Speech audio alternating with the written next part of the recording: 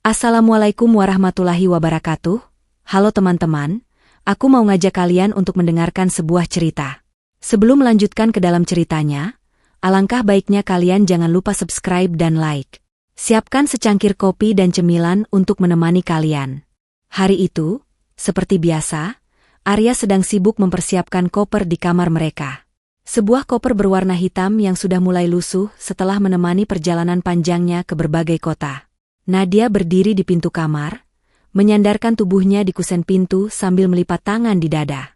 Wajahnya menyiratkan ketidakpuasan yang berusaha disembunyikan. Arya, dengan penuh semangat, menjelaskan proyek besar yang sedang ia kerjakan di luar kota. Proyek ini akan berlangsung selama 3 minggu, dan hasilnya akan menjadi langkah besar bagi karirnya. Ini terakhir, Nadia. Kalau proyek ini sukses, aku bisa lebih banyak di rumah, kata Arya sambil tersenyum, mencoba menenangkan istrinya. Nadia hanya mengangguk pelan, meski dalam hatinya ia meragukan ucapan itu. Bukan pertama kalinya Arya mengatakan hal serupa, dan ia sudah mulai lelah berharap. Arya adalah tipe pria yang selalu fokus pada karir, seringkali mengabaikan kebutuhan emosional rumah tangga mereka. Nadia, meski menghargai kerja keras suaminya, merasa hampa. Arya memandang Nadia sejenak. Dia tahu ada sesuatu yang mengganjal, tetapi dia tidak punya waktu untuk memperdebatkannya. Dengan kecupan cepat di pipi istrinya, Arya bergegas keluar rumah menuju mobil yang sudah menunggu. Nadia berdiri di teras, melambaikan tangan dengan senyum tipis yang lebih terasa seperti kewajiban daripada ketulusan. Setelah mobil Arya menghilang di tikungan, Nadia masuk rumah yang kini terasa terlalu sepi. Dia melangkah ke ruang tamu, tempat foto pernikahan mereka tergantung di dinding. Dia menatap foto itu dengan perasaan campur aduk. Pernikahan mereka baru berumur 3 tahun, tetapi rasanya seperti sudah berjalan jauh lebih lama. Nadia mencoba mengalihkan pikirannya dengan bersih-bersih rumah, tetapi setiap sudut rumah mengingatkannya pada kesepiannya. Saat menyapu ruang makan, ponselnya berdering. Sebuah panggilan dari Pak Surya, ayah mertuanya. "Nadia, apa kabar? Lagi sibuk nggak?" Suara berat Pak Surya terdengar ramah seperti biasa. "Baik, Pak. Tidak sedang sibuk kok," jawab Nadia. "Kalau tidak keberatan, Bapak ingin minta tolong. Lampu di dapur rumah Bapak rusak.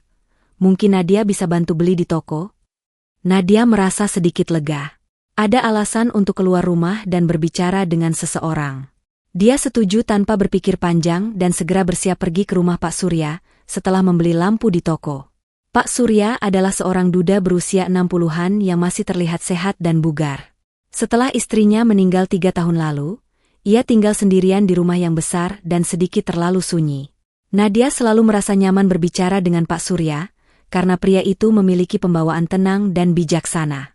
Setelah sampai di rumah Pak Surya, Nadia membantu mengganti lampu dapur sambil sesekali mengobrol ringan. Pak Surya bercerita tentang masa mudanya, bagaimana ia membangun keluarga, dan perjuangannya merawat Arya setelah kehilangan istrinya. Nadia mendengarkan dengan penuh perhatian, merasa ada kehangatan dalam cerita-cerita itu. "Terima kasih, Nadia. Rumah ini jadi tidak terlalu sunyi kalau ada kamu," kata Pak Surya sambil tersenyum. Nadia merasa tersanjung dengan ucapan itu, tetapi dia tidak memikirkannya terlalu dalam. Setelah menyelesaikan tugasnya, dia pamit pulang. Namun, sepanjang perjalanan pulang, pikirannya tidak bisa lepas dari kesan yang ditinggalkan Pak Surya. Hari-hari berikutnya berlalu seperti biasa, tetapi Nadia merasa lebih sering teringat pada percakapan dengan ayah mertuanya. Ia merasa bahwa kehadiran Pak Surya memberinya ruang untuk berbicara dan merasa dimengerti, sesuatu yang tidak ia dapatkan dari Arya. Ketika Arya menghubungi Nadia pada malam kedua di luar kota, pembicaraan mereka terasa datar. Nadia menjawab setiap pertanyaan Arya dengan singkat, tanpa banyak antusiasme. Arya yang sibuk dengan pekerjaannya tidak menyadari bahwa istrinya mulai menarik diri secara emosional. "Aku akan pulang akhir bulan. Kamu baik-baik saja, kan?" tanya Arya sebelum menutup telepon. "Iya, baik," jawab Nadia singkat. Setelah panggilan itu berakhir, Nadia kembali merasa kesepian.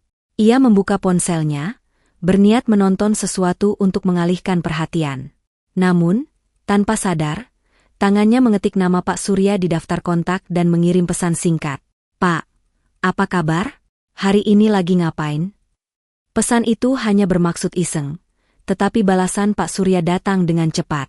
Baik, Nadia. Baru selesai menyiram tanaman di taman. Kamu sendiri gimana? Rumah sepi ya? Percakapan itu berkembang menjadi obrolan panjang yang terasa hangat bagi Nadia. Ia merasa nyaman bercerita tentang apa saja, dan Pak Surya selalu mendengarkan dengan sabar. Dalam beberapa hari berikutnya, Nadia mulai sering mengunjungi Pak Surya. Awalnya, ia menggunakan alasan membantu pekerjaan rumah atau sekadar mengantarkan makanan. Namun, lambat laun, kunjungan itu menjadi sesuatu yang ia tunggu-tunggu. Setiap kali berada di dekat Pak Surya, ia merasa dihargai, didengar, dan dimengerti, sesuatu yang ia rindukan dari Arya. Pak Surya sendiri merasakan kehangatan yang berbeda. Kehadiran Nadia mengisi kekosongan di hidupnya yang sudah lama tanpa pasangan. Meski ia menyadari batas-batas yang seharusnya ada, ia mulai menikmati perhatian Nadia. Perubahan ini tidak luput dari perhatian tetangga sekitar. Beberapa mulai bergosip tentang kedekatan Nadia dan Pak Surya. Namun, Nadia tidak peduli. Ia merasa tidak melakukan kesalahan apapun. Semua yang ia lakukan hanya untuk menjaga hubungan baik dengan ayah mertuanya. Di sisi lain, Arya tetap sibuk dengan pekerjaannya tanpa menyadari apa yang terjadi di rumah. Ia percaya bahwa Nadia adalah istri yang setia, dan bahwa ayahnya adalah sosok yang dapat diandalkan. Keyakinan ini membuatnya tidak pernah merasa perlu mempertanyakan apapun. Namun, fondasi kepercayaan ini mulai retak, meski Arya belum menyadarinya. Hubungan antara Nadia dan Pak Surya terus berkembang, dan tanpa sadar, mereka semakin bergantung satu sama lain untuk mengisi kekosongan dalam hidup masing-masing. Hari itu, Nadia baru saja selesai mencuci piring di dapur ketika ponselnya bergetar di atas meja. Sebuah pesan dari Pak Surya masuk. Nadia, Bapak mau tanya, kalau bikin sayur lodeh, bumbunya apa saja ya? Lagi pengen masak, tapi bingung. Nadia tersenyum kecil. Dalam beberapa minggu terakhir, percakapan ringan seperti ini menjadi rutinitas antara dia dan ayah mertuanya. Dia merasa ada kehangatan dalam interaksi mereka, sesuatu yang membuat hari-harinya tidak terlalu sepi. Tanpa berpikir panjang, Nadia mengetik balasan panjang tentang resep sayur lodeh. Namun, bukannya berhenti di situ, Pak Surya mengundangnya untuk datang ke rumah, membantu memasak bersama. Ayo sini aja, Nadia, biar ada teman ngobrol juga, kata Pak Surya ketika Nadia menelepon untuk memastikan. Nadia ragu sejenak, tetapi ia akhirnya setuju. Hari itu, ia membawa beberapa bahan tambahan dan pergi ke rumah Pak Surya. Keduanya menghabiskan sore di dapur, memasak sambil bercanda ringan. Namun, momen yang tampaknya sederhana itu menyimpan sesuatu yang lebih dalam. Ketika Pak Surya tanpa sengaja menyentuh tangan Nadia saat mengambil pisau, keduanya terdiam sejenak. Nadia merasa jantungnya berdegup kencang, sementara Pak Surya dengan cepat menarik tangannya dan mengalihkan perhatian. Maaf, nggak sengaja, kata Pak Surya sambil tersenyum canggung. Tidak apa-apa, Pak, jawab Nadia, meski wajahnya sedikit memerah. Setelah kejadian itu, suasana menjadi lebih kaku, tetapi mereka mencoba bertingkah seperti biasa. Namun, di dalam hati masing-masing, ada perasaan baru yang mulai muncul, sesuatu yang mereka tahu tidak seharusnya ada. Hari-hari berikutnya, Nadia semakin sering mengunjungi rumah Pak Surya. Awalnya, ia merasa semua ini hanya sekadar hubungan antara menantu dan mertua, tetapi ada sesuatu yang berbeda. Ia mulai memerhatikan hal-hal kecil tentang Pak Surya. Cara dia tersenyum, nada suaranya yang lembut, bahkan aroma tubuhnya yang khas. Sementara itu, Pak Surya juga mulai merasakan kehadiran Nadia sebagai sesuatu yang lebih dari sekadar menantu. Meski usianya jauh lebih tua, ia merasa muda kembali setiap kali bersama Nadia. Namun, perasaan itu bercampur dengan rasa bersalah yang semakin besar. Pak Surya mencoba menjauhkan diri dengan alasan sibuk, tetapi Nadia justru semakin sering mengirim pesan atau menelepon.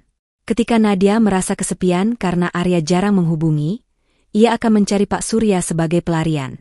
Di sisi lain, Arya tetap tenggelam dalam pekerjaannya. Ia sesekali menelepon Nadia, tetapi pembicaraan mereka selalu singkat dan formal. Arya tidak menyadari bahwa istrinya mulai berubah. Suatu malam, ketika Arya sedang sibuk bekerja di hotel tempat ia menginap, ia menerima panggilan dari salah satu tetangga. Arya, gimana kabar di luar kota? Lagi sibuk ya? Suara tetangganya terdengar ramah. Iya, Bu. Ada apa ya? Arya menjawab sambil tetap mengetik di laptop. Ini cuma mau bilang, Nadia sering ke rumah Pak Surya ya? Baguslah kalau sering ngurusin orang tua. Tapi kok, sering banget ya? Sampai malam juga kadang-kadang. Arya terdiam. Meski ia mencoba menganggap ucapan itu sebagai sesuatu yang normal, ada rasa tidak nyaman yang muncul. Setelah menutup telepon, ia mencoba menghubungi Nadia, tetapi panggilannya tidak dijawab. Beberapa hari kemudian, Arya pulang ke rumah untuk mengambil dokumen penting yang tertinggal. Ia tidak memberitahu Nadia bahwa ia akan pulang, berharap bisa memberikan kejutan kecil. Ketika sampai di rumah, ia menemukan rumah itu kosong. Nadia tidak ada dimanapun. Arya mencoba menelepon istrinya, tetapi telepon itu masuk ke pesan suara. Ia lalu melihat kalender di dinding dapur dan menyadari bahwa hari itu adalah hari Sabtu, hari di mana Nadia biasanya pergi ke rumah ayahnya. Dengan perasaan campur aduk, Arya memutuskan untuk pergi ke rumah Pak Surya. Ketika sampai di sana, ia melihat mobil Nadia terparkir di depan. Ia mengetuk pintu dan mendengar suara tawa dari dalam rumah. Pak Surya membuka pintu dengan wajah yang sedikit terkejut. Arya, kok nggak bilang mau datang? Tanyanya sambil mencoba tetap tenang. Arya masuk tanpa diundang, langsung menuju ruang tamu. Nadia duduk di sofa dengan wajah yang tampak pucat melihat kedatangan suaminya. Arya, kok nggak kasih tahu pulang? Nadia mencoba tersenyum, tetapi ada nada gugup dalam suaranya. Aku cuma mampir sebentar. Mau ambil dokumen. Lagi ngapain di sini? Tanya Arya, mencoba terdengar santai meski pikirannya dipenuhi pertanyaan. Oh, tadi masak-masak sama bapak. Jawab Nadia sambil menunjukkan meja makan yang penuh dengan hidangan. Meski penjelasan itu masuk akal, Arya merasa ada sesuatu yang tidak beres. Ia tidak ingin membuat keributan di depan ayahnya, jadi ia memilih untuk menahan diri. Setelah kejadian itu, hubungan Arya dan Nadia semakin renggang. Arya mulai mengamati Nadia dengan lebih cermat, mencari petunjuk tentang apa yang sebenarnya terjadi. Ia mulai menyadari bahwa Nadia sering menghabiskan waktu di luar rumah, dan setiap kali ditanya, ia selalu memberikan alasan yang sama, pergi ke rumah Pak Surya. Suatu malam, Arya memutuskan untuk memeriksa ponsel Nadia ketika istrinya sedang mandi. Ia menemukan beberapa pesan antara Nadia dan ayahnya yang terasa terlalu akrab. Meski tidak ada sesuatu yang eksplisit, nada percakapan mereka cukup untuk menimbulkan kecurigaan. Arya merasa dikhianati, tetapi ia tidak tahu bagaimana menghadapinya. Haruskah ia langsung menuduh? Ataukah ia harus mencari bukti lebih lanjut? Di sisi lain, Pak Surya dan Nadia mulai menyadari bahwa hubungan mereka sudah berada di ambang bahaya. Mereka mencoba menjaga jarak, tetapi setiap kali bertemu, perasaan itu kembali menguat. Suatu hari, ketika Nadia datang untuk mengambil barang yang tertinggal di rumah Pak Surya, mereka akhirnya berbicara tentang apa yang terjadi. Nadia, kita nggak bisa terus begini. Ini salah, kata Pak Surya dengan suara bergetar. Saya tahu, Pak, tapi saya juga nggak tahu harus gimana. Rasanya, saya cuma merasa nyaman sama Bapak, jawab Nadia dengan mata berkaca-kaca. Keduanya terdiam dalam keheningan yang menegangkan, sadar bahwa mereka berada di jalur yang salah tetapi tidak tahu bagaimana menghentikannya. Arya yang memutuskan untuk pulang lebih awal, tanpa memberitahu siapapun. Ia merasa waktunya sudah tiba untuk menghadapi Nadia dan ayahnya, apapun konsekuensinya. Dengan setiap langkah menuju pintu rumah Pak Surya, Arya merasakan dadanya semakin berat, penuh dengan amarah, kekecewaan, dan ketakutan akan apa yang akan ia temukan. Hari itu, langit tampak mendung. Angin dingin berhembus ketika Arya menginjakkan kaki di halaman rumah Pak Surya. Ia tidak memberitahu siapapun bahwa ia pulang lebih awal dari rencana. Dalam benaknya, ia mencoba merasionalisasi semua kekhawatiran yang selama ini menggerogoti pikirannya. Mungkin ia hanya berlebihan. Mungkin semuanya hanya kesalahpahaman. Namun, di sudut hatinya, Arya tahu bahwa ada sesuatu yang tidak beres. Ketika Arya mendekati rumah, ia melihat mobil Nadia terparkir di depan. Lampu ruang tamu menyala terang, dan terdengar suara tawa dari dalam. Nadia dan Pak Surya, pikir Arya. Ia berhenti sejenak di depan pintu, mencoba mengumpulkan keberanian. Tangannya terangkat untuk mengetuk, tetapi ia memutuskan untuk masuk tanpa pemberitahuan. Dengan perlahan, Arya membuka pintu rumah yang tidak terkunci. Ia melangkah masuk, dan pandangannya langsung tertuju pada ruang tamu. Di sana, Nadia dan Pak Surya duduk di sofa, terlalu dekat untuk ukuran menantu dan mertua. Wajah mereka langsung berubah saat melihat Arya berdiri di ambang pintu. "Arya?" Nadia tercekat. Ia bangkit dari sofa dengan wajah pucat, seperti baru saja tertangkap basah melakukan sesuatu yang salah. Pak Surya terlihat lebih tenang, tetapi ada kegugupan yang tidak bisa ia sembunyikan sepenuhnya. "Kamu pulang lebih awal, Nak," katanya sambil mencoba tersenyum. Arya tidak menjawab. Ia hanya menatap mereka berdua dengan tatapan penuh tanya. Suasana hening begitu tegang, hingga hanya terdengar suara jam dinding berdetak di latar belakang. "Apa yang kalian lakukan?" tanya Arya akhirnya, suaranya rendah tetapi penuh tekanan. "Cuma ngobrol, Arya," jawab Nadia cepat, suaranya bergetar. "Ngobrol?" Arya tertawa kecil, tetapi tidak ada humor dalam tawanya. "Ngobrol seperti apa sampai kalian terlihat seperti ini?" Nadia tidak bisa menjawab. Ia hanya menundukkan kepala, sementara Pak Surya mencoba mengambil alih situasi. "Arya, jangan berpikir macam-macam. Tidak ada apa-apa antara aku dan Nadia," katanya dengan suara tenang.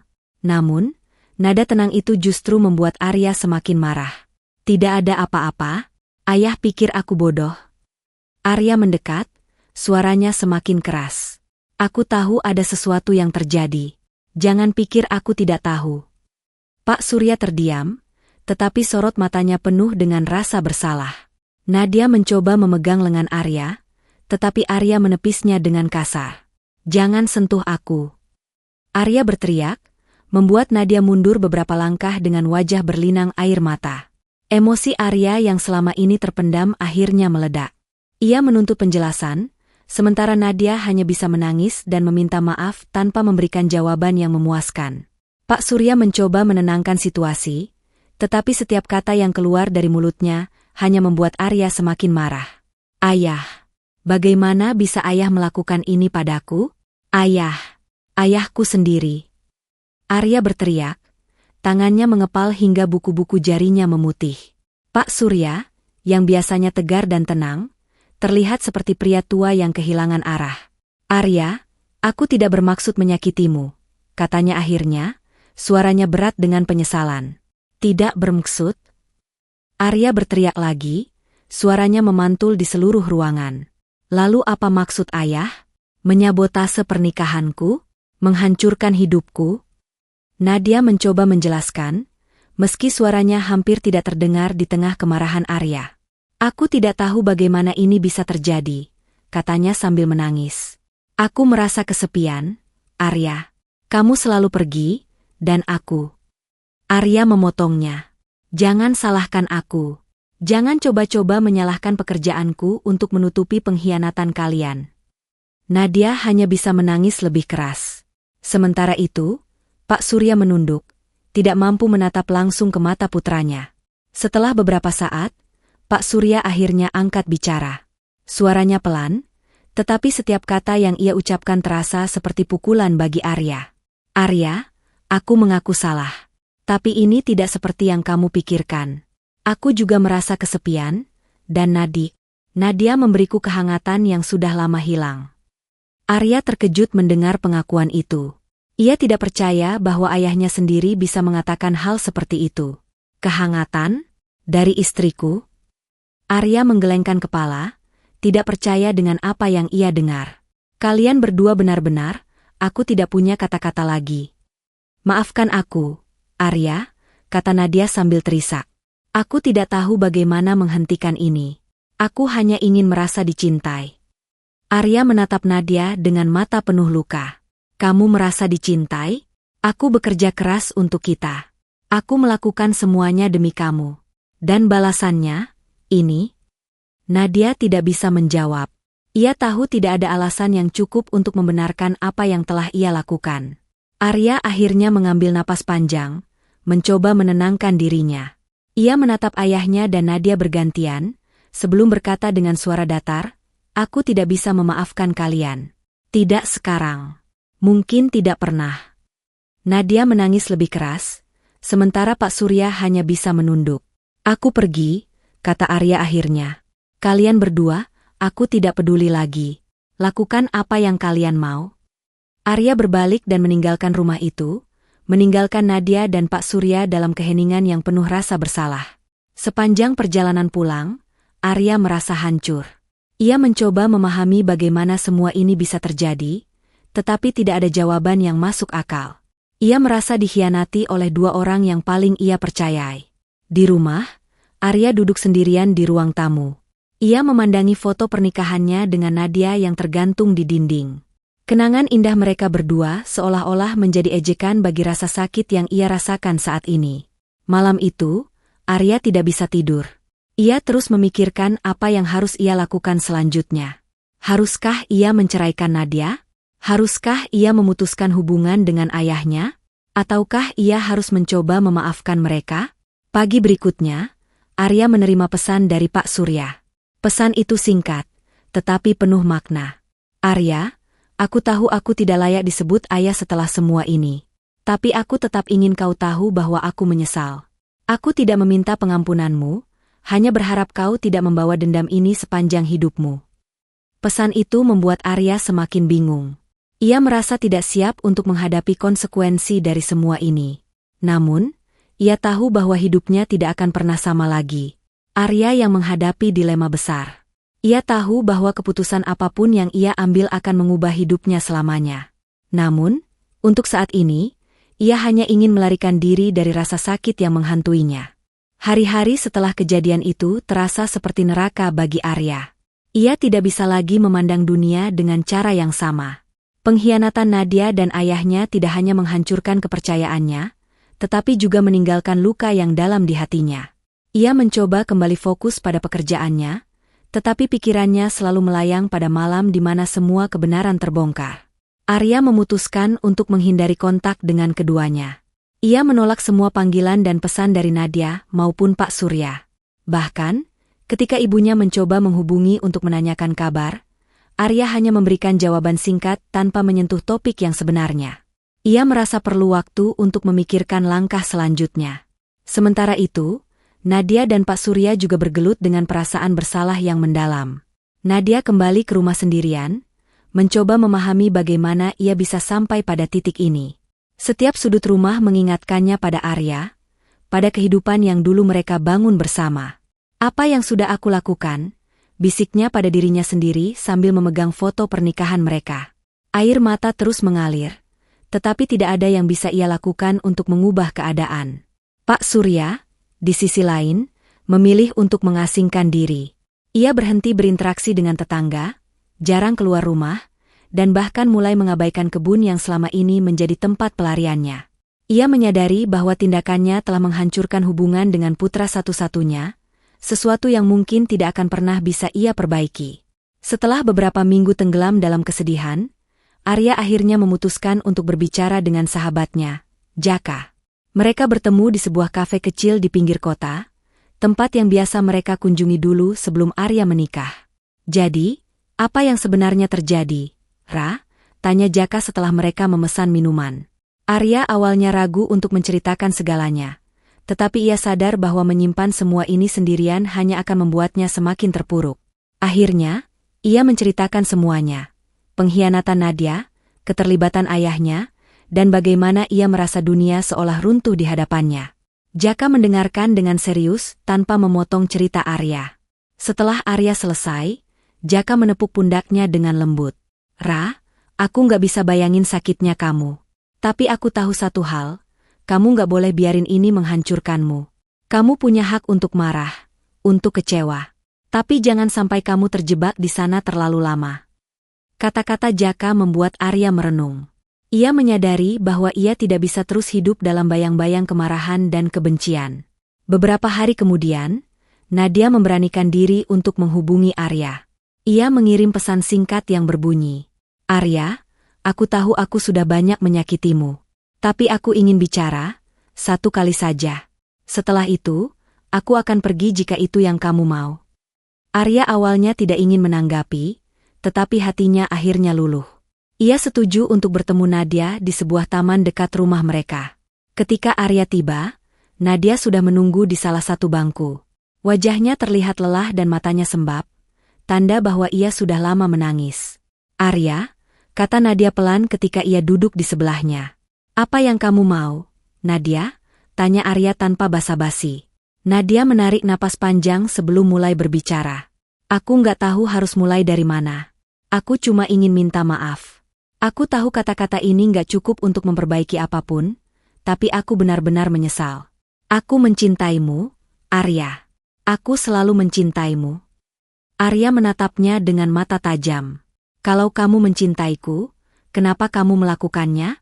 Kenapa dengan ayahku?" Nadia tidak bisa menjawab. Ia hanya menunduk, membiarkan air mata mengalir di pipinya. "Aku merasa kesepian, Arya. Kamu selalu sibuk dengan pekerjaan, dan aku merasa seperti tidak ada yang peduli. Aku tahu itu bukan alasan.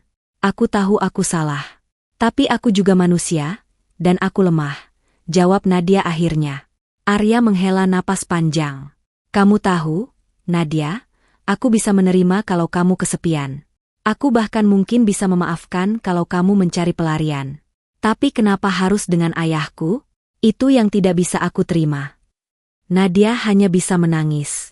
Ia tahu tidak ada kata-kata yang bisa memperbaiki apa yang telah ia hancurkan. Arya tahu bahwa ia juga harus menghadapi ayahnya. Ia memutuskan untuk datang ke rumah Pak Surya beberapa hari setelah bertemu Nadia. Ketika ia mengetuk pintu, Pak Surya membukakan pintu dengan wajah penuh rasa bersalah. "Masuk, Arya," katanya pelan. Arya masuk tanpa berkata apa-apa. Mereka duduk berhadapan di ruang tamu, suasana hening dan tegang. "Arya, aku tahu aku salah. Aku tahu aku sudah menghancurkan kepercayaanmu," kata Pak Surya akhirnya. "Tapi aku harap kamu tahu, aku tidak pernah bermaksud untuk menyakitimu." Arya menatap ayahnya dengan mata penuh emosi. "Kamu tahu, Ayah, aku tumbuh mengidolakanmu. Aku selalu berpikir kamu adalah pria yang paling kuat, paling bijaksana. Tapi sekarang, aku tidak tahu siapa kamu." Pak Surya terdiam. Ia tahu bahwa tidak ada yang bisa ia katakan untuk mengembalikan kepercayaan itu. "Aku mungkin bisa memaafkanmu suatu hari nanti, Ayah. Tapi jangan harap hubungan kita akan sama seperti dulu. Aku butuh waktu," kata Arya akhirnya sebelum bangkit dan pergi. Pak Surya hanya bisa menunduk, menyadari bahwa ia mungkin telah kehilangan putranya selamanya. Arya memutuskan untuk mengambil cuti panjang dari pekerjaannya. Ia merasa perlu waktu untuk menyembuhkan dirinya sendiri sebelum melanjutkan hidup. Ia pergi ke sebuah kota kecil di pegunungan, tempat ia bisa merenung dan mencari kedamaian. Di sana, Arya mulai menulis jurnal, mencurahkan semua emosi yang selama ini ia pendam. Ia juga mencoba menjalani terapi untuk membantu dirinya menghadapi trauma yang ia alami. Selama masa itu, Arya menyadari bahwa memaafkan bukanlah tentang membebaskan orang lain dari kesalahan mereka, tetapi tentang membebaskan dirinya sendiri dari beban kebencian. Beberapa bulan kemudian, Arya kembali ke kota dengan hati yang lebih ringan. Ia memutuskan untuk mengajukan gugatan cerai kepada Nadia, tetapi ia melakukannya tanpa kebencian. Ia juga mulai membangun kembali hubungan dengan ayahnya, meskipun perlahan dan penuh kehati-hatian. Kisah ini berakhir dengan Arya yang berdiri di tepi pantai, menatap matahari terbenam. Ia menyadari bahwa hidupnya tidak akan pernah sama lagi, tetapi ia percaya bahwa ia bisa menemukan kebahagiaan baru, entah bagaimana caranya. Kisah ini mengajarkan Arya tentang pentingnya menerima luka sebagai bagian dari perjalanan hidup. Ia mungkin kehilangan cinta dan kepercayaan, tetapi ia menemukan kekuatan dalam dirinya untuk terus berjalan.